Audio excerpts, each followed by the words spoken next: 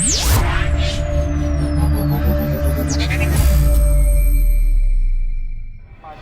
sejahtera bagi kita semua. Kami dari Satpol Air Polrestabes Palembang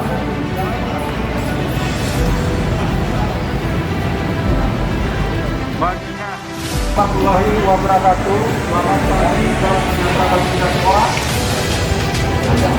Mohon perhatian kita Bapak-bapak, Ibu, karena melihat cuaca yang tidak memungkinkan, kabut makin tebal. Kami mengharapkan kepada semua apabila kabut makin tebal dan menghalangi kegiatan kita, kami mengharapkan untuk tidak memaksakan gaya demi keselamatan kita bersama.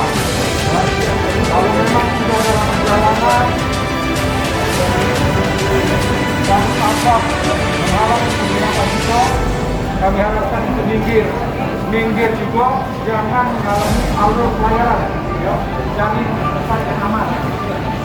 Nah, kami di sini juga menghimbau kepada bapak-bapak, ibu-ibu yang melaksanakan kegiatan di luar rumah untuk tetap memakai masker, ya, karena sudah banyak ataupun terasa hidung terasa panas, tenggorokan banyak dahaknya, ya.